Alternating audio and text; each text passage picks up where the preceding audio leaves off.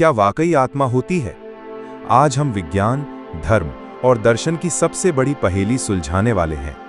हजारों सालों से इंसान यही सवाल पूछ रहा है, पर सही जवाब किसी के पास नहीं। इस वीडियो में हम दुनिया के सबसे बड़े धर्मों, महान दार्शनिकों और आधुनिक विज्ञान की दुनिया में गोता लगाएंगे ताकि इस रहस्य को सुलझा सकें। सनातन धर्म के आत्मन से लेकर बौद्ध धर्म के अनात्मन तक और देकार्त के द्वैतवाद से लेकर न्यूरोसाइंस की नई खोजों तक, ये एक ऐसी यात्रा है जो आपको आत्मा के सच तक लेके जाएगी।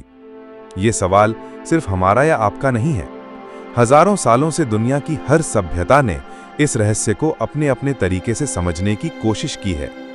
सनातन धर्म इसे शाश्वत आत्मन कहता है, तो इस्लाम में इसे रूह कहा गया है। ईसाई इसे सोल कहते हैं। लेकिन ये सिर्फ अलग अलग नाम नहीं है, ये अस्तित्व को देखने के बिल्कुल अलग अलग नजरिए हैं।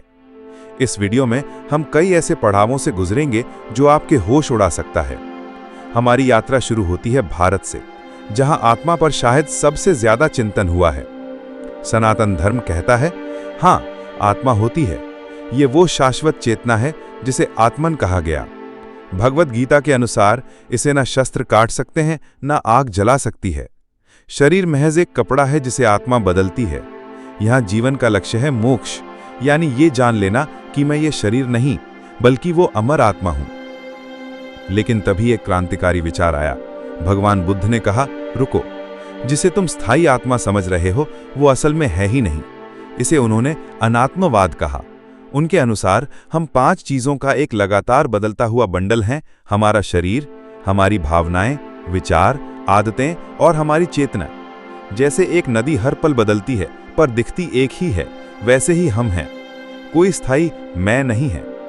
यहां लक्ष्य है निर्वाण, यानी इस मैं से जुड़ी इच्छाओं को खत्म करके दुखों से मुक्ति पाना। और फिर है जैन दर्शन, जो कहता है कि आत्माएं एक नहीं बल्कि अनंत हैं। हर जीवित प्राणी, चाहे वो इंसान हो या एक छोटा सा कीड़ा, सबके अंदर एक चेतन जीव है। इसीलिए जैन धर्म में अहिंसा पर इतना जोर है। सोचिए, एक ही धरती पर 3 महान दर्शन और आत्मा पर कितने अलग अलग विचार। अब पूरब से पश्चिम की ओर चलते हैं।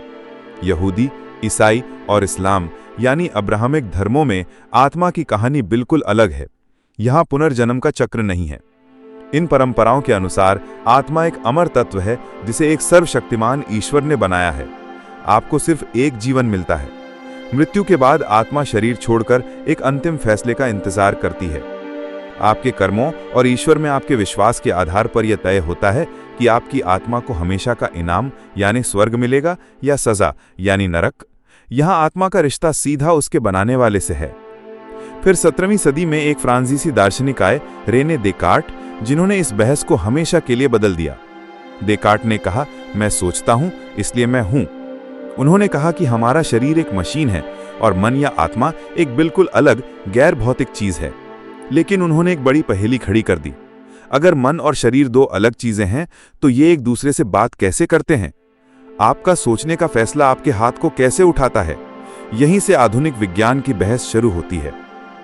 आज अगर आप एक न्यूरोसाइंटिस्ट से पूछें कि आत्मा क्या है, तो शायद वो कहेगा कि जिसे आप आत्मा या चेतना कह रहे हैं वो असल में आपके दिमाग के अंदर अरबों न्यूरॉन्स के बीच हो रही इलेक्ट्रिकल और केमिकल एक्टिविटी का नतीजा है। मन वो है जो दिमाग करता है। विज्ञान कहता है कि अगर दिमाग को चोट लगे या कोई दवा दी जाए तो आपकी चेतना, याददाश्त और व्यक्तित्व सब बदल जाता है।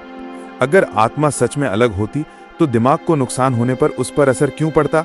इस नजरिए को भौतिकवाद कहते हैं। विज्ञान के सामने एक बड़ी चुनौती है।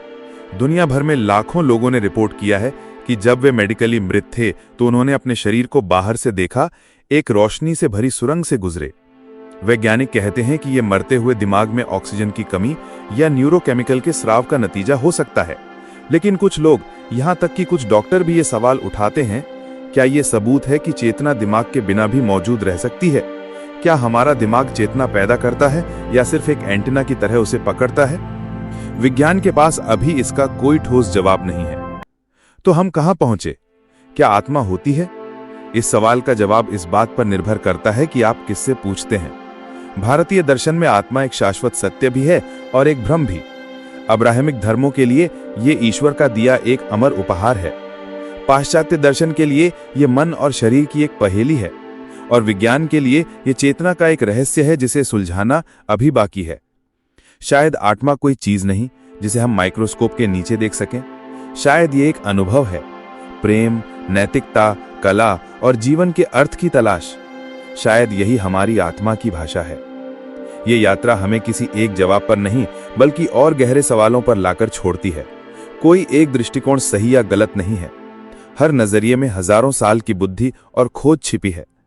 अब सवाल आपके लिए है, इन सभी दृष्टिकोणों को जानने के बाद आप क्या मानते हैं?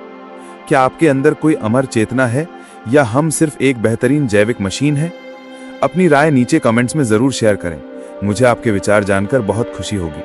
अगर आपको ये वीडियो पसंद आया तो इसे लाइक करें, दोस्तों के साथ शेयर करें और ऐसे ही ज्ञानवर्धक वीडियो के लिए हमारे चैनल को सब्सक्राइब करना ना भूलें।